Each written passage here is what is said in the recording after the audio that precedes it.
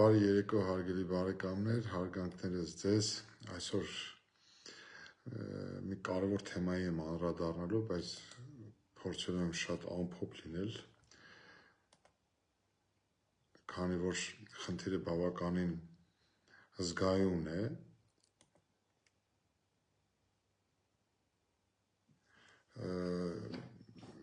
զգայուն լինելով հանդերձ բավականին ակտուալ է, միաժամանակ ինքը ենթադրում է բազմաթիվ շերտեր, քաղաքական, իրավական,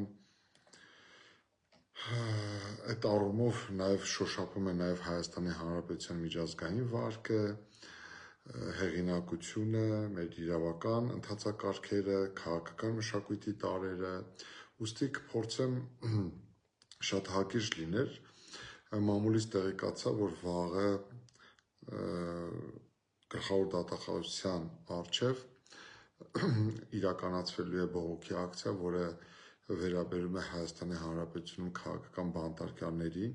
նրանց իրավունքներին խախտված եւ հնարավոր ուրեմն հետապնդումներին։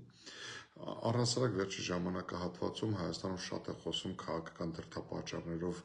քրեական հետապնդումների, քաղաքական բանտարկյալների առկայության եւ դրանով հանդերձ իշխանությունների կողմից պերմանենտ իրականացվող բռնաճնշումների մասին։ Ես գտնում եմ, սիրելի բարեկամներ, որ Հայաստանի Հանրապետությունում որևէ մեկը չպետք է ենթարկվի քաղաքական հետապնդումների, անկախ նրանից, թե մենք դրանցից յուրաքանչյուրի հանդեպ ինչպիսի վերաբերմունք ունենք, քաղաքական ախոյանի նկատմամբ կիրառել բռնության գործիք, դա կլինի իշխանության լծակների կիրառմամբ նրան ազատությունից զրկելու, շինցուքերական գործեր կարելու, ծեծելու, բռնություն կիրառելու, սպանելու, զենքով քաղաքական խնդիր լուծելու բոլոր մեթոդները ինձ համար խորթ են, անընդունելի են, դատապարտելի են։ Եվ այս տեսանկյունից վերահաստատում եմ իմ դիրքորոշումը, որ Հայաստանում որևէ մեկը չպետք է ենթարկվի քաղաքական հետապնդումների, անկախ նրանից, թե մենք այդ անձի կամ այդ քաղաքական ուժի նկատմամբ ինչպիսի վերաբերմունք ունենք։ Ես կարծում եմ, որ Հայաստանի Հանրապետությունը անցել է վաղուց վանից պետք է անցած լիներ այդ փուլը, երբ մարդիկ իրենց կարծիքի արտահայտման համար, մարդիկ իրենց քաղաքական դիրքորոշման համար, մարդիկ իրենց քաղաքական վարքագծի համար պետք է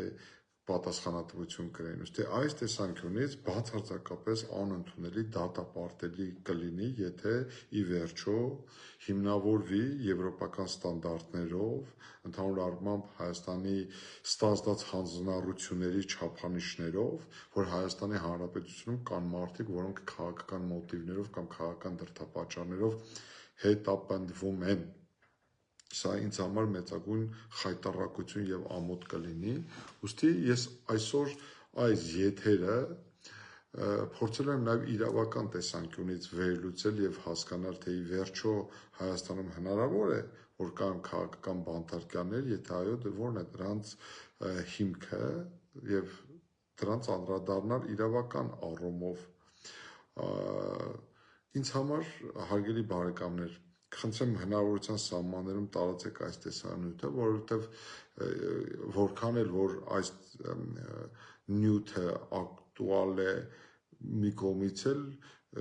պոպուլյար լինելով, ակտուալ լինելով հանդերձ, այնուամենայնիվ իր մեջ հասկանալի է, որ չի ենթադրում պոպուլիստական տարրեր, ուստի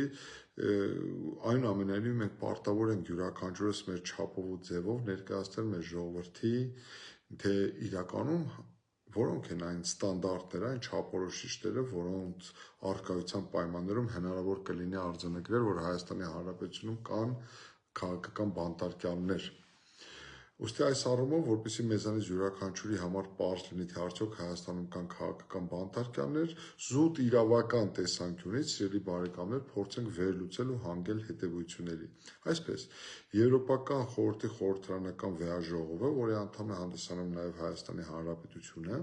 2012 թվականին ընդունել է մի բանաձև, եթե չեմ սխալվում, այդ բանաձևի համարը 1900-ն է, որով վերահաստատել է դեռևս 2001 թվականին իր կողմից սահմանված չափանիշները, չափորոշիչները վերահաստատելով թե կամ սահմանելով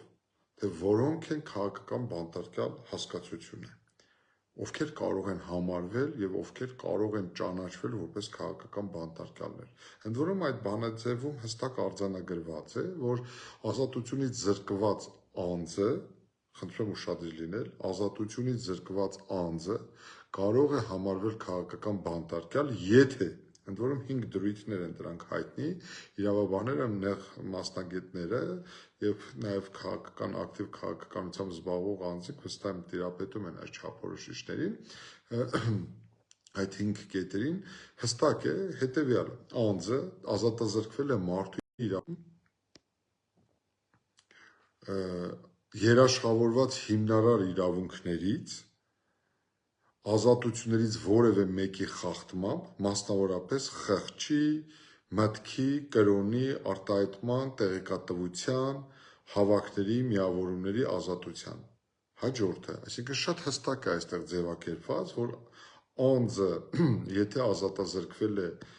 մեկ եվքից արձանագրություններով երաշխավորված որևէ հիմնարար իրավունքներից, ազատություններից որևէ մեկի խախտում, նա կարող է ճանաչվել եւ կճանաչվի որպես կհամարվի որպես քաղաքական բանտարկյալ։ Հաջորդը, անձի ազատազրկումը տեղի է ունեցել զուտ քաղաքական պատճառներով։ Այստեղ խնդրում եմ յուրաքանչյուրը դիտարկեք, թե արդյոք Հայաստանի Հանրապետությունում կան կամ կարող են լինել մարդիկ, որոնք ազատազրկվել են զուտ քաղաքական պատճառներով առանց որևէ հանցանքի հետ առնչություն ունենալու։ Սա կամայական մեկնաբանման դրույթ է, յուրաքանչյուր որ կարող է այլ կերպ մեկնաբանի սույն դրույթը։ Հաջորդը, քաղաքական դրդապատճառներով ազատազրկման ժամկետը կամ պայմանները հստակորեն անհամաչափ են այն հանցանքին, ինչի համար անձը մեղավոր է ճանաչվել կամ կասկածվում է։ Այստեղ էլ մենք կարող ենք որոշակիորեն վերլուծել, հետևությունների հանգել, թե արդյոք իրականացվող քրեական քաղաքականությունը, այն պատժաչափերը կամ այն կալանավորման որպես խափանամիջոց ընտրելու պրակտիկան առանձին վերցված անատերի նկատմամբ արդյոք համաչափ է կամ արդյոք չի գերազանցում են սահմանված չափանիշները, թե ոչ։ Հաջորդը, քաղաքական դրդապատճառներով անձը այլ անձանց համեմատ խտրական կերպով է ազատազրկվել, խնդրում ուշադրություն դարձրեք, շատ հստակ է այստեղ, ենթադրենք անձը կարող է քաղաքական բանտարկյալ համարվել կամ ճանաչվել, եթե ուրեմն իր հետապնդման համատեքստում մեկ այլ անձինք նույն ենթադրյալ հանցագործության համար առավել նվազեն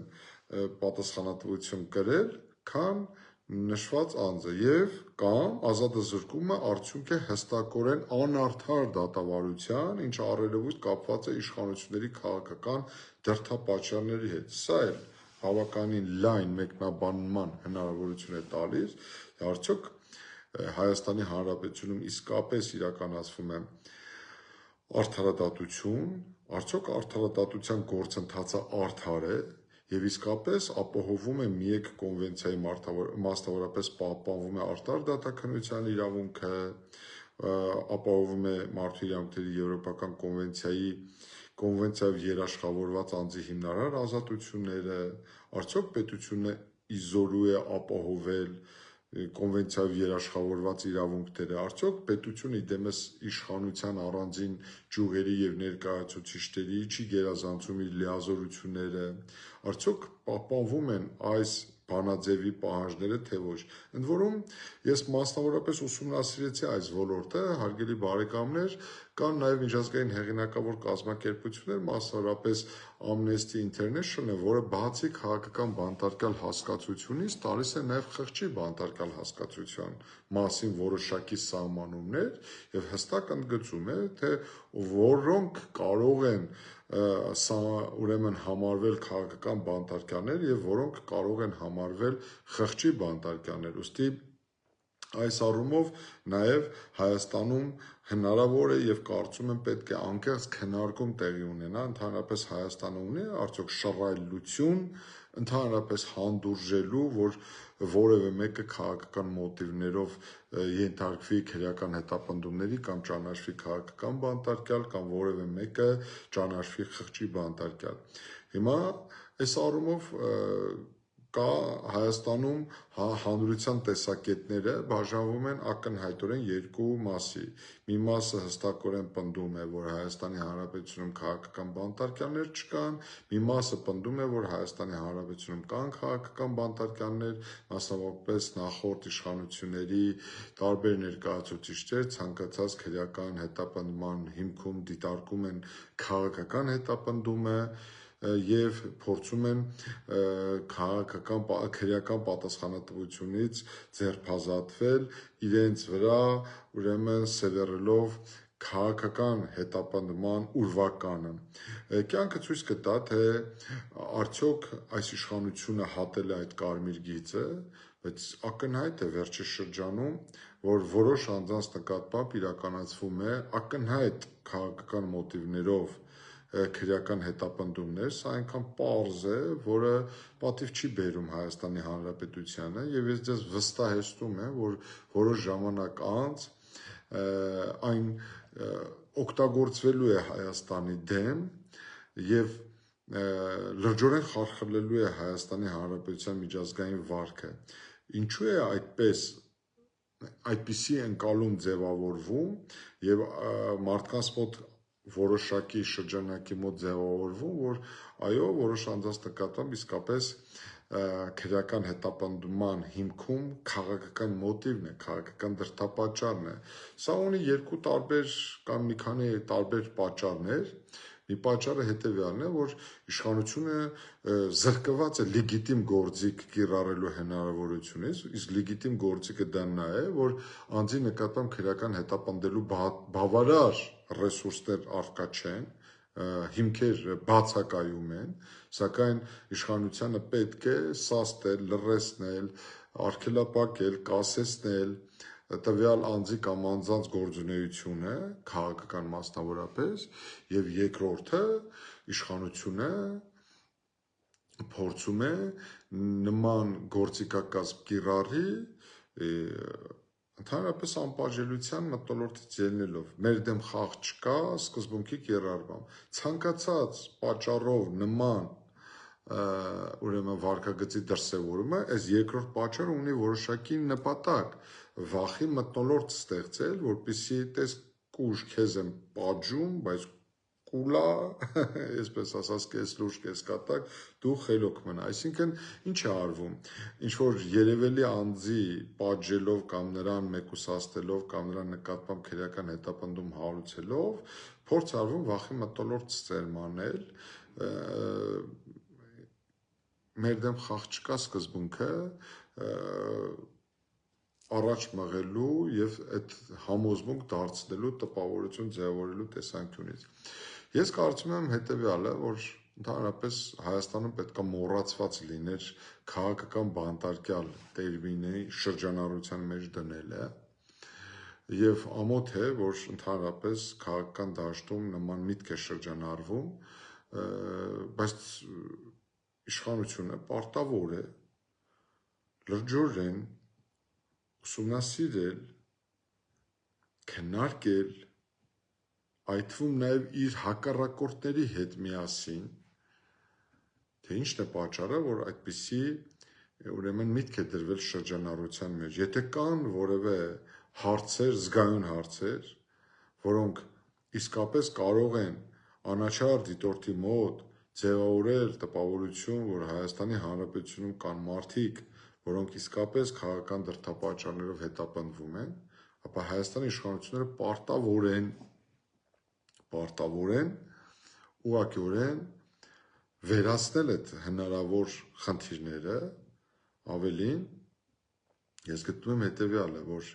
ի վերջո մենք գալու ենք մի փուլի, երբ իրավական պետության ձևավորման կամ կայացման этаպում յուրաքանչյուր ոք պետք է կրի ինստիտուցիոնալ պատասխանատվություն Հայաստանի Հանրապետությունում որևէ մեկին, որևէ անձի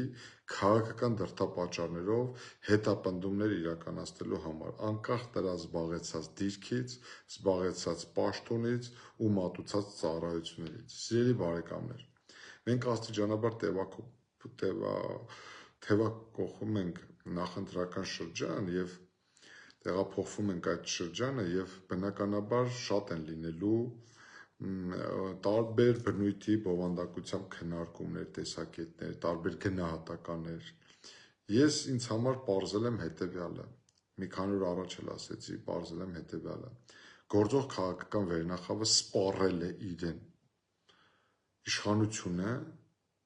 այլևս չունի որևէ լեգիտիմ գործիք, որի կիրառմամբ նա կարող է ներկայանալ մեր ժողովրդին եւ հավակնել 2026 թվականի ամբողջական իշխանության վերարտադրմանը։ Հիմա ձեզանից շատերը կասեք, պարոն Նորիկյան կամ Նորայր ջան, ինչ եք խոսում, ընդամենը մի քանի օր առաջ Վաղարշաբաթ համայնքում իշխանությունը տարել է շլացուցիչ, ջախջախիչ, ինչպես իրենք են բնորոշում, հաղթանակ, հետևաբար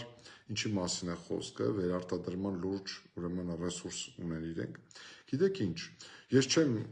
անկեղծ եմ ասում, ես չեմ ուզում այդ բնորոշումը տամ, բայց եթե մենք ֆիլտրենք այդ էմոցիաները կամ նույնիսկ այդ էմոցիոնալ ֆոնի վրա գնահատենք իշխանության տարած հաղթանակը, իսկում են իրենք հաղթել, սիրելի բարեկամներ։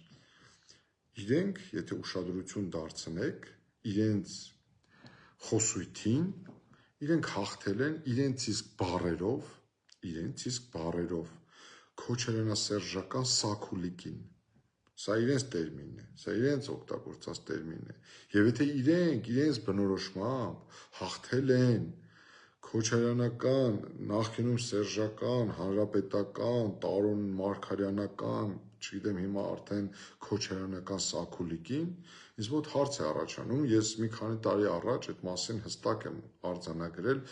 նույնիսկ հռետորական հարցադրում անելով Նիկոլին, թե Նիկոլ դու քանի անգամ պետք է հաղթես Ռոբերտ Քոչարյանին ու Սերժ Սարգսյանին, որպեսզի ցույց տաս նրանց նկատմամբ քո առավելությունը։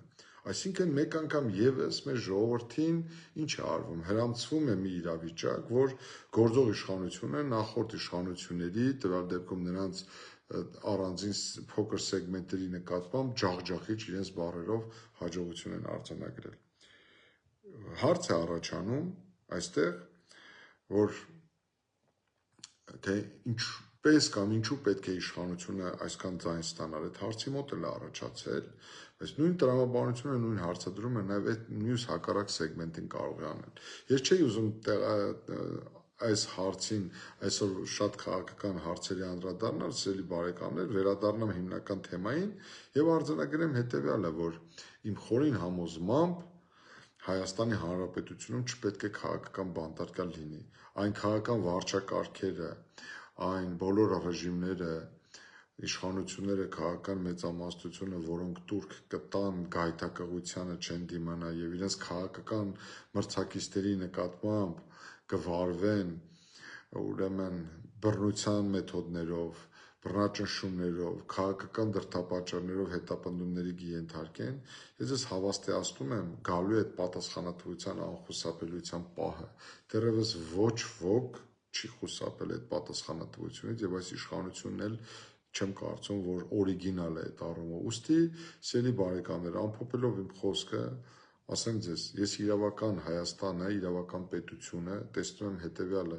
օրենքի գերակայության հիման վրա, իրավունքի փիլիսոփայության գերակայության հիման վրա, այնպիսի անաչառ, անկաշառ դատական համակարգի կայացում ու գործունեություն, որի պայմաններում որևէ գործադիր իշխանություն ուղղակիորեն մտքով չի անցկացնի իր կրնկի տակ պահել դատական իշխանությանը եւ նրա միջոցով փորձել իր քաղաքական հակառակորդների նկատմամբ հալածանքներ իրականացնել։ Ուստի մեր նպատակն է ստեղծել այնպիսի արդյունավետ պետություն, Հայաստանի Հանրապետություն, որտեղ քաղաքական հետապնդումները ոչնչացված, վերացված կլինեն, քաղաքական մրցակցությունը կլինի ազնիվ եւ արդար, անկաշառ եւ քաղաքական պայքարը գոտկատեղից ներքև չի լինի։ Միայն տեսեք, ես որպես իրավաբան եմ նաև ասում, մի հատ մոնիտորինգ իրականացրեք, սելի բարեկամներ, եւ ուսումնասիրեք, թե գործող եւ նախկին իշխանությունների առանձին ներկայացուցիչներ քանի տասնյակ հայցեր ունեն միմյանց դեմ վիրավորանքի, պատվի եւ արժանապատվությունը նսեմացնելու, զրպարտության, ուրեմն գործերով։ Հասկանում եք, այս մարդիկ անցել են բարոյականության բոլոր սահմանները ու միմյանց արդեն հնարավոր բոլոր բառերով հայոյում են, վիրավորում են, զրպարտում են, ստորացնում են, նսեմացնում են։ Իսեր Աստծո, ազատեք մեզ ձեր բոլորի ներկայությունից եւ հնարավորություն տվեք, որպեսզի Հայաստանի Հանրապետությունը առողջանա, Հայաստանի Հանրապետությունը դառնա արդյունավետ, իսկապես իրավական, արդար, սոցիալական, ինքնիշխան պետություն։ Բարին ձեզ, սիրելի բարեկամներ, հարգանքներս ձեզ, խնդրում եմ հնարավորության սահմաններում այս տեսանյութը տարածեք, ամենալավն ու բարին։ Հարգանքներս Հայաստանի Հանրապետության զինված ուժերի ողջ անձնակազմին, փառք ու պատիվ մարտական հերթապահություն իրականացնող մեր բոլոր զինվորներին այս պահին եւ խոնարհումս հանուն հայրենիքի իրենց կյանքը տված մեր բոլոր հայրենիների լուսավոր հիշատակին։ Բարին ձեզ, սիրելի բարեկամներ, միշտ օր հանդիպում։